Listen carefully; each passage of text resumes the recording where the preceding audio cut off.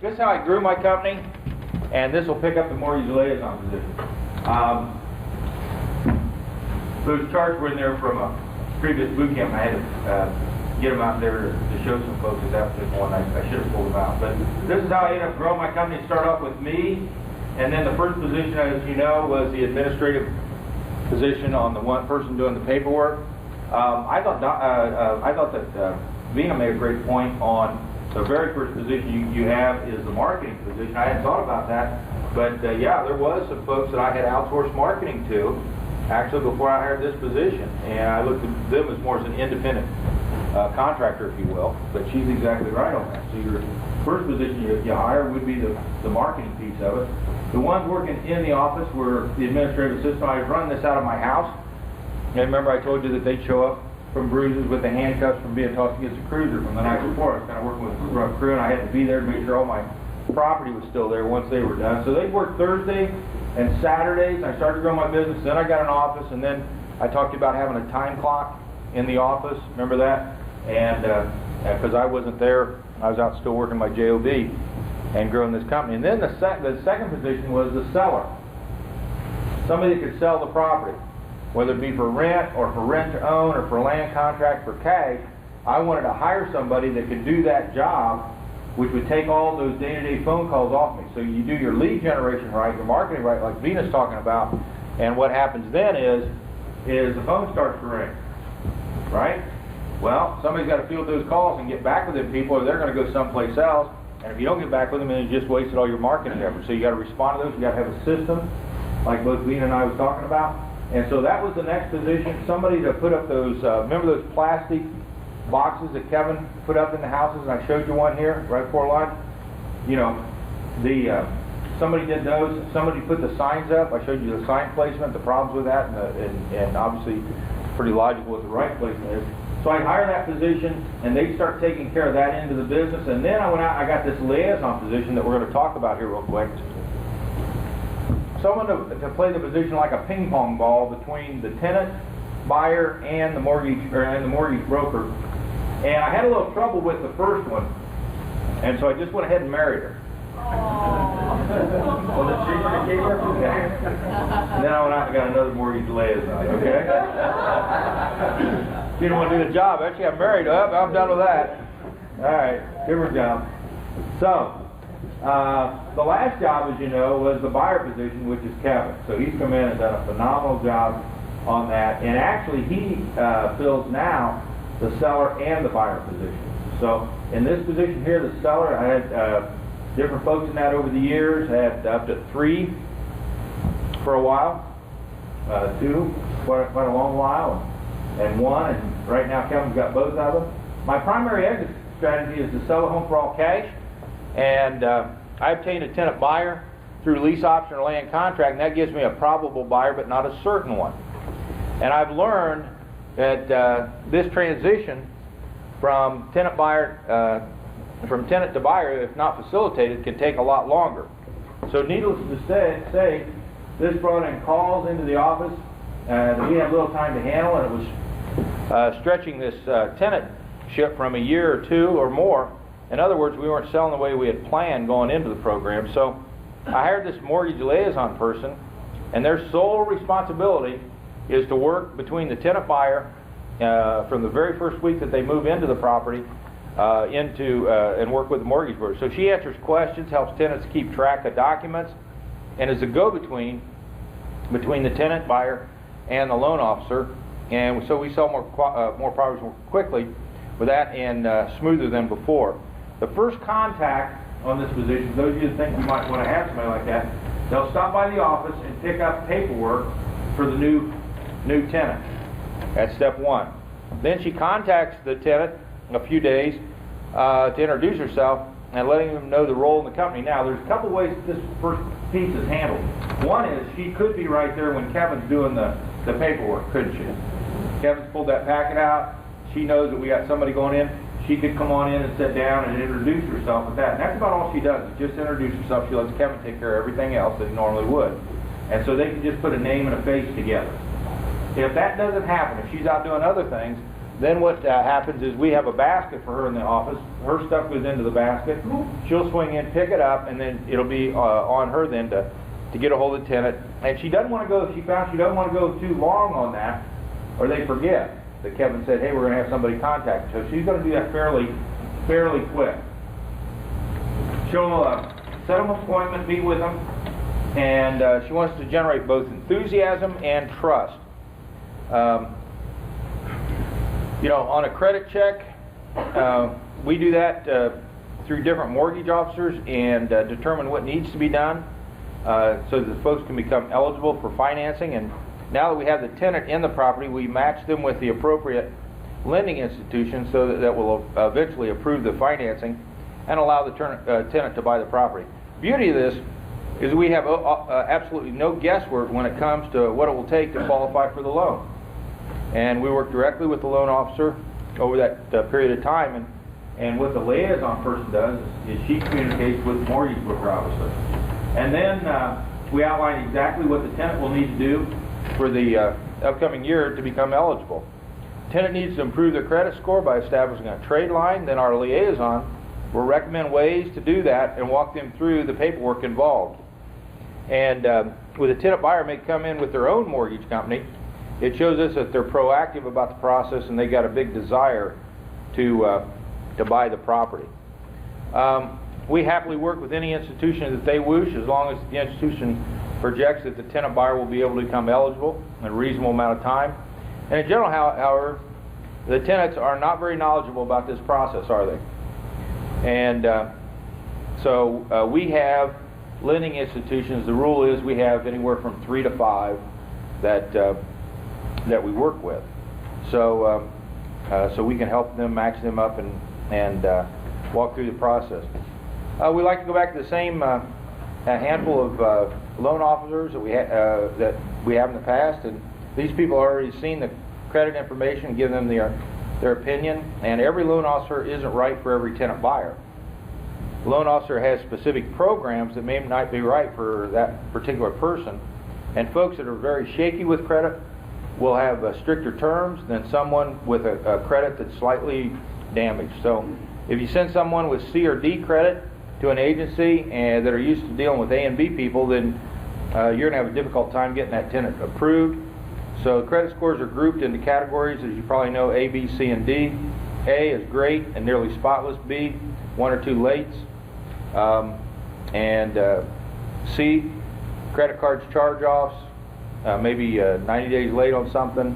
And D is bankruptcy.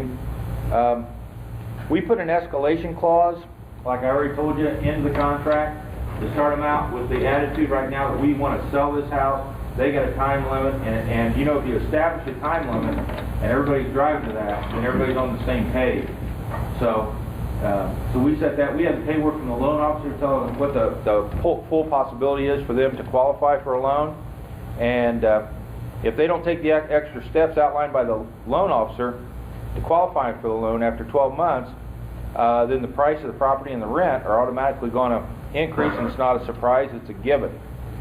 This is a great motivator for our liaison when trying to invoke a little action. The problem she was having was early on is we didn't have this escalation clause, and so she didn't have anything to talk to them about. This gave her the opportunity to go on in and encourage them to buy the house. You say, you know, things like, hey, you know, the rent's going to go up. You don't want to face that. You wanted to become a homeowner, and that was your goal when you came in. You know, what can we do to make it happen?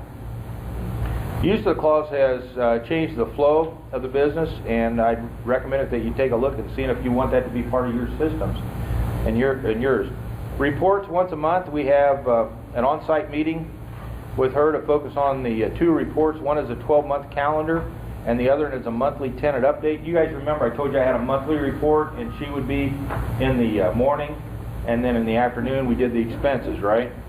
So the property for sale report includes all the properties, including the rent-to-own with the current tenant, and we want to know exactly what money to expect and when to expect it, so it's helpful for monitoring our cash flow. This monthly sheet breaks down each tenant and their progress toward qualifying for financing. Do they need to open a credit line? Have they done so? Are they responsive? It's a big thing that we look for. You need to keep an eye on who's cooperating and remind them about the escalation clause. And this is a report that the liaison actually created to do her job. And the way this works is you can see the months run this way. Now you can format this any way you want if you want. But you take all these properties that we got coming through the pipeline, and this is the first one that's supposed to pop, close out, right up here. And you read this down this way. And so what we'll do in this monthly meeting is we will take this, she'll bring this report as a handout for everybody, and then we'll say, okay, which ones are, is it these guys going to make it? How's these guys looking? You know, we'll go down through this, and then if somebody on this report is struggling, then we might have to take somebody here and move them back. Well, they aren't going to make it in August, and she'll decide where she wants to put them on the report, and so it gives me like a flow of properties coming through to cash out. All right? The hospital zone means that they were building a hospital in town. Unfortunately, I had 3 properties in the hospital zone, and they're going to come in and smash them and give me a check. Broke my heart.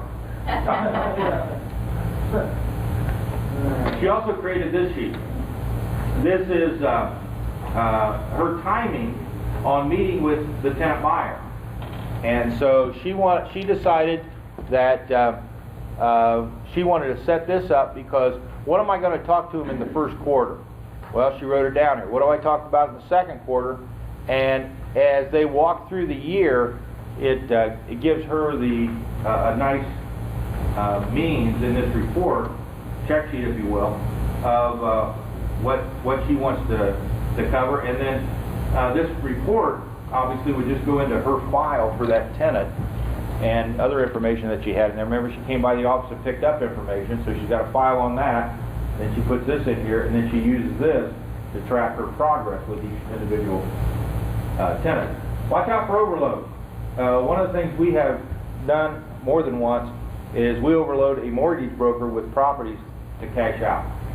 And so you get a whole pile in there, and then they got so much stuff on their desk they can't get through it all. So if we set up a system to where if we see that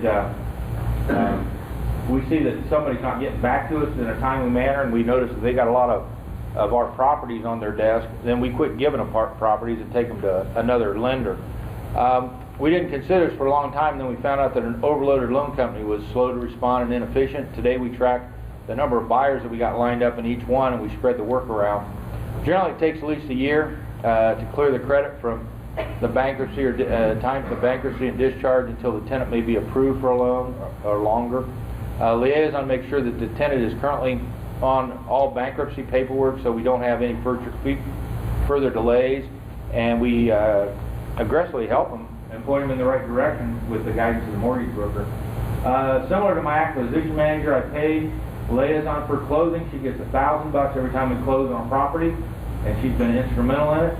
And you can't, we've had several closings in a month at different times, and she's paid well. Also, here she's worked on a tenant, goes all the way through the process, and the tenant moves. Now, I kind of felt sorry for her because here she wasn't supposed to get paid until they bought, and instead they moved, but she'd done all this work. Let's say she worked on the property for 8 months. Well, I didn't think that was fair to her, so I came up with a Allen's rule of thumb that she gets $100 if they move out.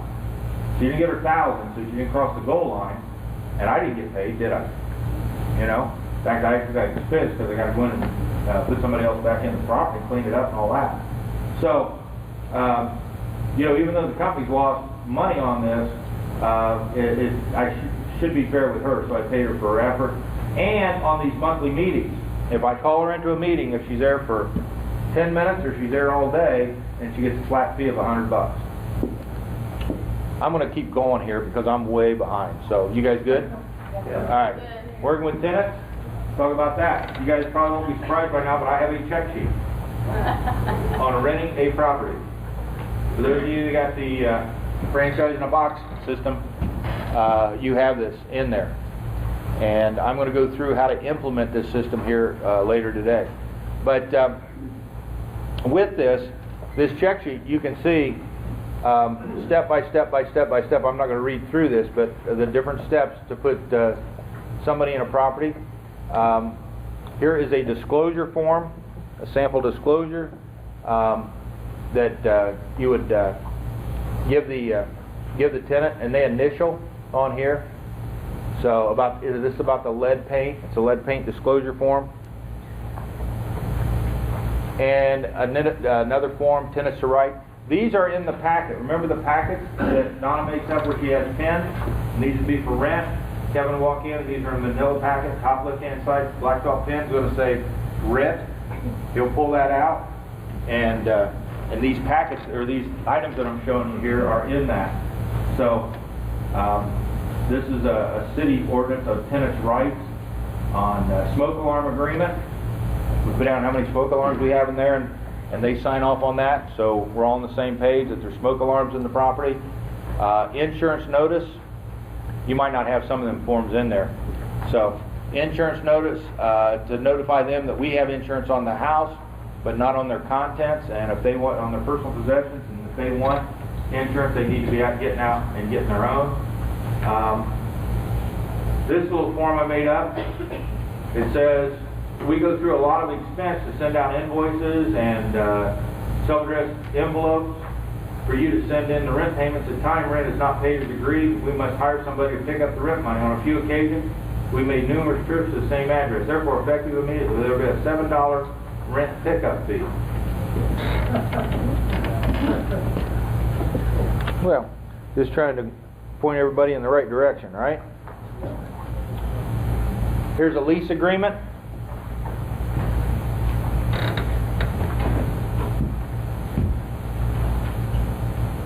Here's another form we put in there. All lending institutions require that rent payments are verifiable.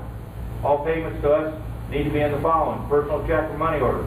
You will need to keep a copy for your records. Please keep in mind the gas station money orders is not the same as a bank issued money order. Kevin will talk to them about that. We give them helpful number sheets so that when they move in, maybe they aren't from the area, and even if they are, it might be good to have this, but maybe they had a trash company that wasn't the same one as what we use, and this is the one we use. So we give them helpful numbers to help them get into the place.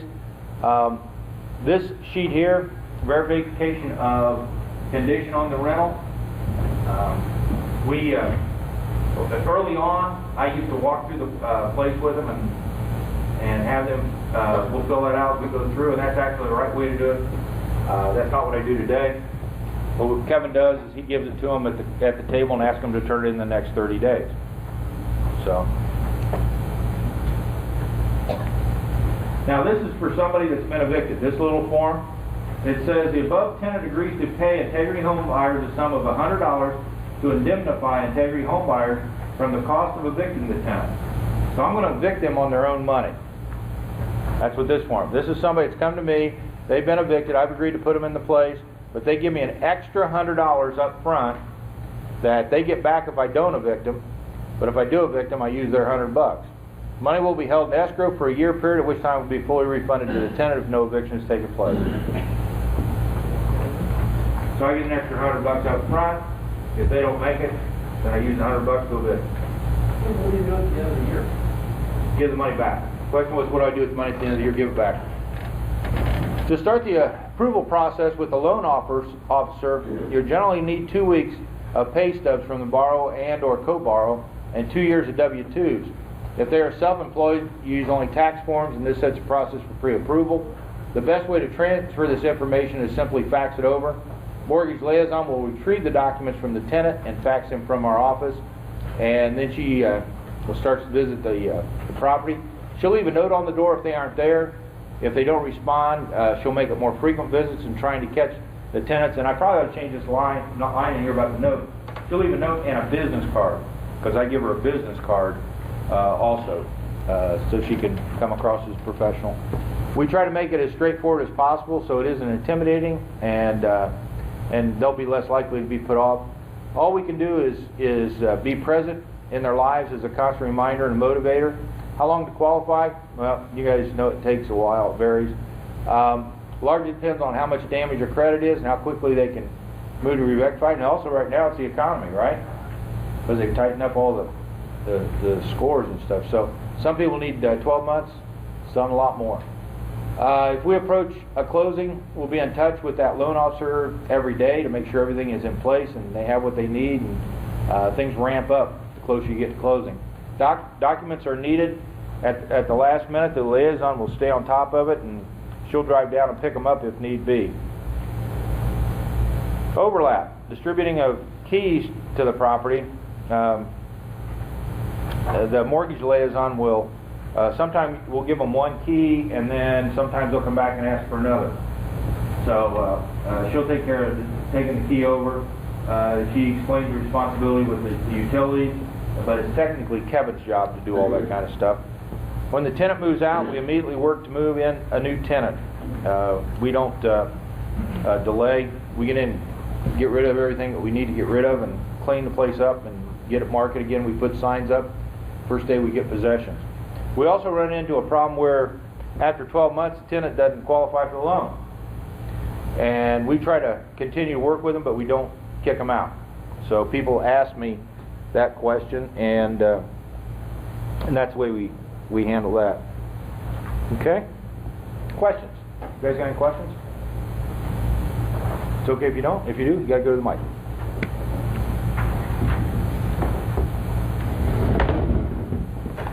Going back to the mortgage liaison, what type of person are you looking for? Are you looking for someone with a mortgage background? If not, what kind of training do you give them? First question on what if they have a mortgage background? No, and I'm just looking for a person that's aggressive, but not overbearing. I want somebody that's nice, and because I've had tenants come to closing, and she and they almost won't close unless she's there because they trust her so much. All right, they consider her a part of the process in a major way, because some of these people never thought they would own a house, and here they're getting to own their first house, and so she is an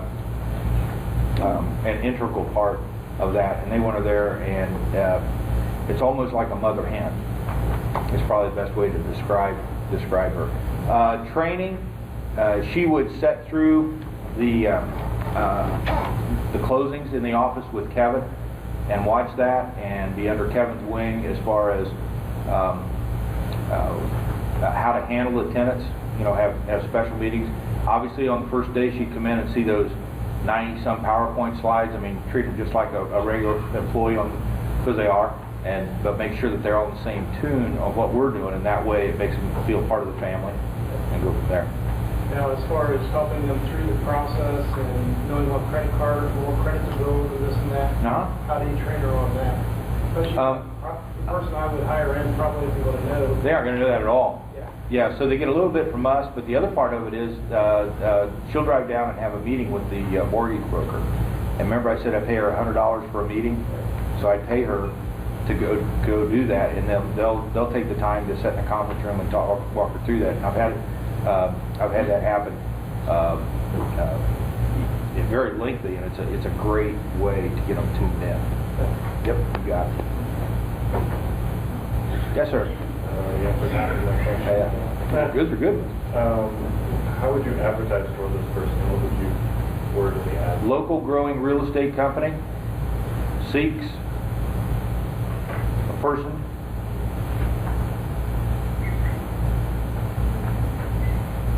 to help get tenants qualified. No experience necessary. Will train. Fax your resume to BR549. More time, please. Huh? One more time. I don't know if I can say it again. Local growing real estate company seeks a person to help get tenants qualified. Is that what I said? Yeah. All right. No experience necessary. Will train. Fax resume to BR 549.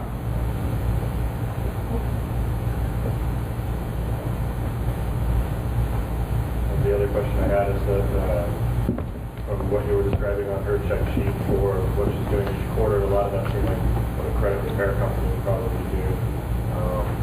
Was there a credit repair company that you work with, or was the mortgage liaison person basically taking over that role? Well, let's talk about that in a couple different ways. I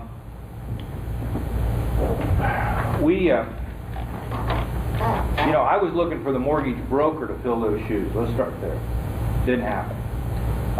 And this person is more than happy to handhold the tenant to show them how to buy a house, because these folks, 90+% of them never bought a house before. Some of them have, and maybe been through foreclosure or whatever, and now they want to get back to start up again. So she gets a little training on that about, how to get lines of credit and things like that. Sometimes they have to pay for that. Sometimes they have to pay $250 to get a credit card, and then they use that credit card, but it establishes a line of credit. So she shows them that kind of stuff so they get that lined up. We tried to ratchet it up to a whole nother level, and I don't know if the slides are in here, so I'm going to talk about it right now. What Don and I tried to do was get established to where we could report credit on the tenants. Now, when the goal would be to report that they pay on time. Here's a tenant that has poor credit or no credit, and now I come in and I start reporting that they pay on time. What do you think that does to their credit score? Raises it up. So we went down the road on that. We went through all the hoops. Donna did a tremendous job on it. They came in and inspected our files, and we were like right there, good to go. And one of their last things to do was to go out and check our website. The website in my world was fine, but it had a line in there about we allow you to live in a house so you have time to repair your credit. It didn't say how to repair it. It says you have time to repair your credit. That one line stopped them from giving me the okay to report to the credit bureau. So if any of you want to know more about how to do that, and you're serious and you got some volume, then you can spend some time with Donna and ask her about that, okay? So yes, sir. Yes, Troy. Thought he kind of asked a similar question that I was going to ask, because what do you do as far as credit restoration? Do you help people? Because I know a company called mycitycredit.com, and what they do is they educate people on credit, and they also restore their credit.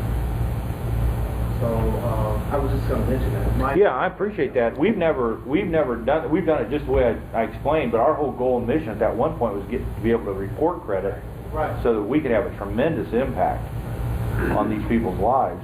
And man, it just crumbled on me right the last one. I mean, we wanted to cry. I mean, it was right there, So, but we haven't used any. We have looked at them, not personally, but who would look at it? The liaison. Right. She went out and she did that, and it didn't work out for us. So I'm not saying it might be a great thing to go do. Exactly. Yeah. Okay. So Lucy had to go home because she was sick, so I'll plug her stuff for her. Lucy Brennan was here. She's the original credit coach, and she has a program that will teach you how to repair credit, and if you want to. Yeah, she's on Indiana REV, right? Mm-hmm. Yeah. So the originalcreditcoach.com, and she'll teach you how to repair your tenant's credit. She also's got she's got a couple different levels. One of them is specifically for here's your packet. You fix your own credit. So add that into your course. That's awesome.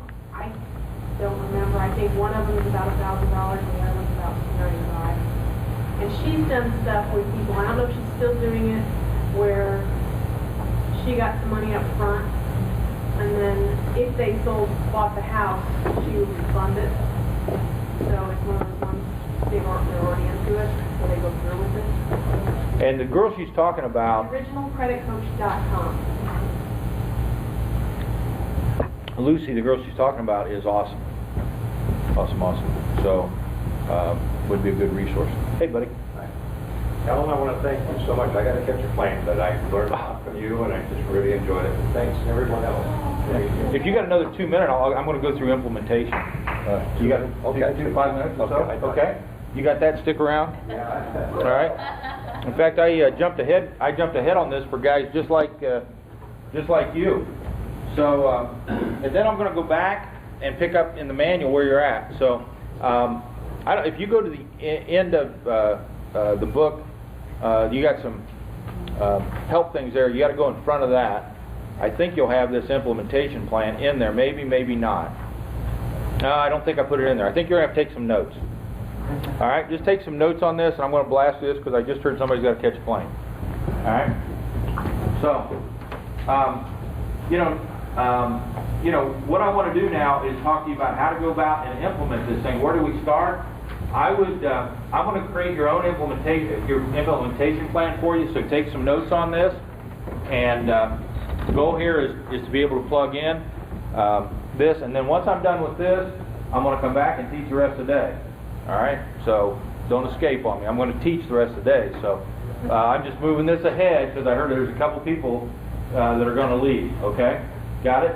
So I'm just trying to help everybody out. So what I would do is I would create a template. Now this template that you see here, you don't have to write all this stuff down in here, but I just want you to get the idea of an Excel spreadsheet and look at the columns that I've got. First column is task. Second column is who's responsible. Third column is completion date. Fourth column is a free flow comment. Now, where did I come up with this template? I have used this for years. I created this in the industry, and I told you the first day of the boot camp that I went into the president and asked to take on a multi-million-dollar project. He gave it to me, and within 1 year, we tripled the cash flow for the company using that project. This is a template that I used to do that. And also then I did a train the trainer, and I had, I think, 34 trainers that went out and taught the rest of the company, and in four or five different plants, 5 different plants. So this is a template that I created so I could orchestrate that program not only in that company, but in other companies that I work for, because I told you I was on 5 projects in 3 different companies. This is the same template that now I'm giving you. So how do we implement it? Number 1, now these things you need to write down. I would carve out a time every day to implement.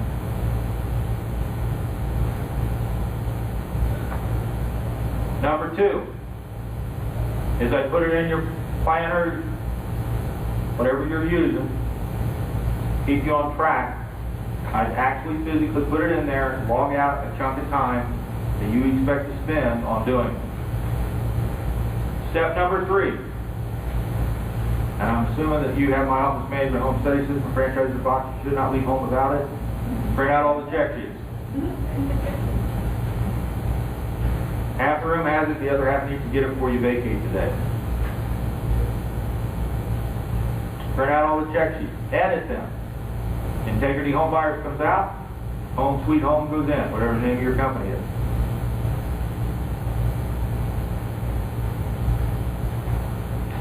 Create check sheet files. You're pulling mine off the CD-ROM. I would create a digital file on your C drive, on your laptop. I would also print out hard copies of all the check sheets for you to use. I would also put a set together and put them in a 3-ring binder so they're sitting on your desk. So you got a handy reference guide of what each check sheet looks like if something comes up that you can grab and refer back to you.